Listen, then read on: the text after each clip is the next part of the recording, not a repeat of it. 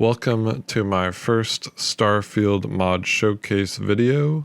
Today I'm just going to be covering a few mods I found over on the Nexus Mod Manger. Starfield has only been out for a couple of days and already there's hundreds of mods on the Nexus, so I'm going to cover a few of them that I found quite interesting. And real quick before we jump into the video, I plan on making a ton of Starfield content, especially just mod showcase videos, so if that interests you guys, please consider subscribing to my channel. Blasting off with our first mod of the day, this is Real Life Starfield Experience Reshade by Scotty Us 1.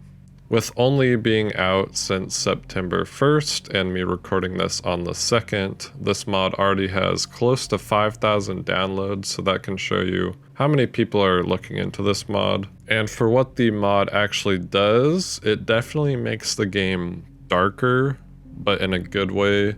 Sometimes it's a little too dark, like I was on this one planet, it was kind of hard to see, but the interior cells, it just feels a lot more realistic, I want to say. The shadows carry a lot more weight with this mod activated. And I feel like where this mod really shines is in outer space. It makes the void of space so much darker.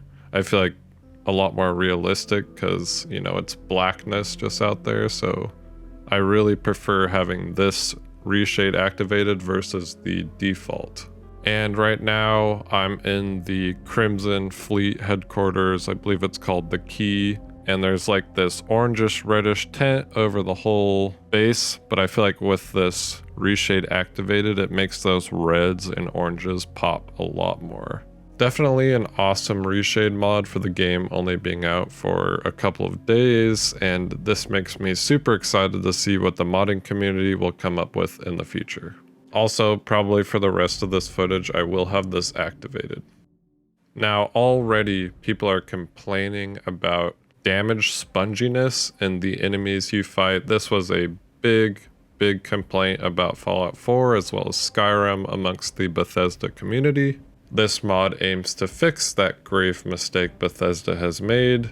This mod is called Immersive Damage, and it was uploaded by CnRJay. And this mod was a little interesting to get activated. Of course, I didn't read anything. I tried to just install it myself. Definitely read the description as well as watch his video. It'll make it 100 times easier. I think I spent like an hour trying to get this to work. With that being said, I will definitely be making a how to mod Starfield video in the future, probably once a few more mods come out. But let's get into the mod. Basically, what this mod does is you can change the amount of damage you do to enemies as well as how much damage the enemies do to you. I did mess with the damage files quite a bit, so I believe everyone was a one-shot, like no matter where I hit them, but it did feel really cool to just blast a security guard and for him to go down instead of wasting like half of my ammo just trying to kill one guard. And from the footage you can see it is pretty easy to take down just about anything. I mean, these are pretty low level enemies. I think the highest was like level 12 for the UC guards, but I just love being able to just pistol whip one-shot people, taking out people from the kneecaps. It was a lot of fun. So if you want to live out your fantasies of just going on a killing spree, this is definitely the mod for you. And I've only fought one boss so far, so I'm pretty excited to see on how much easier this would make the boss fights. But I'm sure it would just be a breeze compared to the default damage rates. Now let's view our next mod. This was uploaded by Hellstorm102, and this is Starfield FOV. And if you don't know what FOV stands for, it's field of view. This mod allows you to change your field of view unlike the default game. This is another mod that utilizes the INI files, so definitely make sure you read the posts or watch a video on how to install this mod or get it to work correctly. Like I said, I'll probably be making a how to mod Starfield video in the future, but until then, definitely just read up on it instead of troubleshooting for 1 to 2 hours like I did. And from the footage in the background, I believe I had my FOV set to like 160, 140. I'm not 100% sure, but it was something ridiculous. It was a lot of fun, especially running around jumping places was pretty cool. And you can set your FOV for first person and third person to separate values.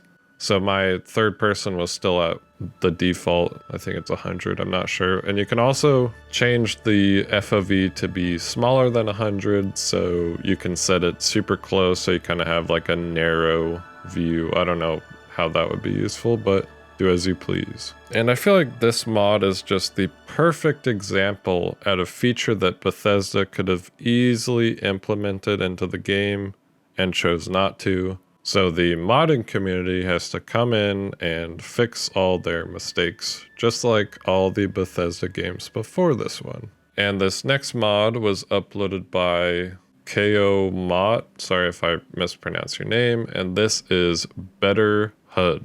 There are a couple different files to choose from. The file I chose to download was the BetterHUD location in XP. What this mod does is it changes the location of the text boxes that'll appear for the XP, as well as the locations that you see when you first find them, I believe.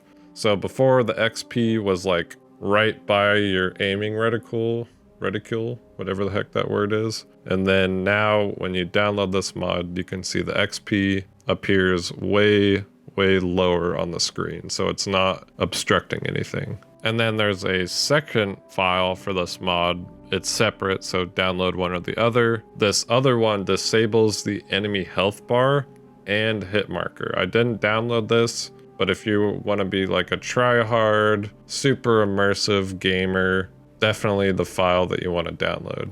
Overall, super simple mod that just makes the quality of life experience much better. You know, don't have to see all these annoying text boxes in your way, so it's just little things like this that improve the gameplay so much.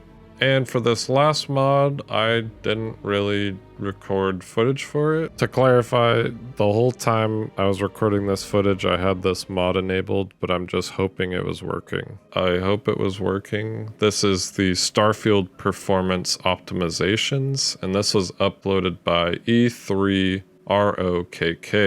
And what this mod aims to do is make it so it's less demanding on your CPU. It claims to add around 10% of the GPU performance. So again, I didn't really go into much testing. I just kind of hoped that this was working, but I would recommend that you guys download this mod. It is one of the most downloaded mods for Starfield, with a total of 48,000 as of right now. So I'm sure it's working. I just didn't really feel like recording any longer than I already had been. So definitely go check this out. And with that, I'm going to bring this video to a close. I hope you guys all enjoyed these mods that I was reviewing today. And like I said earlier in the video, I do have big plans for Starfield. I plan on making a ton of mod videos. And if you didn't know already, this series is going to be heavily motivated by watching MXR's Skyrim Mods Weekly.